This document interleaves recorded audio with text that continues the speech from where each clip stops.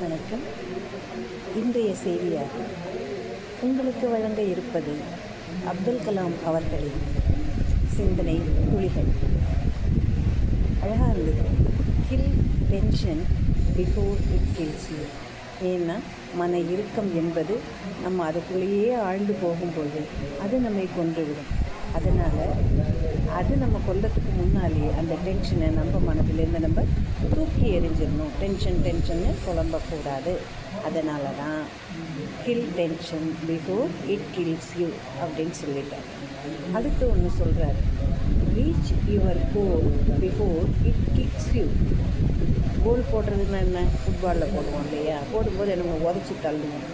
அது மாதிரி தான் நம்முடைய குறிக்கோள்களை நாம் என்ன பண்ணோம்? உடனடியாக சரியான சமயங்களில் அடைந்து விட வேண்டும். ஏனென்றால் அது நம்மளை உதச்சி தள்ளிடுச்சுன்னா திரும்பி போய் கோல் போட முடியாது.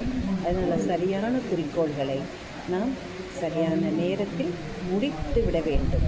இதுதான் இந்த தொடரின் பொருளாக கொள்ளப்படுகிறது. அடுத்து வருது இன்னொன்று ரொம்ப அற்புதமானது.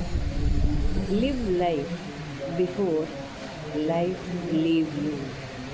வாழ்க்கையை நலமாக வாழ்ந்துவிடு, அது நம்மை விட்டு நீங்குவதற்கு முன்னால். எப்போ நம்முடைய வாழ்க்கை முடியும் என்று தெரியாத பொழுது நாம் என்ன செய்யணும்? வாழ்க்கையை நிறைவாக வாழ்ந்து விட வேண்டும். ஆகவே ஒவ்வொரு நாளும் நமக்கு கொடுக்கப்பட்ட வரப்பிரசாதம், அந்த வரத்தை நாம் தவறாமல் பயன்படுத்தி வாழ்க்கையை சிறப்பாக வாழ்ந்து விட வேண்டும். இப்படிப்பட்ட பொன்னான வார்த்தைகள் ஏபிஜே அப்துல் கலாம் அவர்கள் கூறியதாக உள்ளது. எனக்கு இது ரொம்ப பிடிச்சிருந்தது. இன்னொரு தடவை அதை பார்த்துருவோம். நம்ம kill tension before it kills you, reach your goal before it kicks you, live life before it leave you.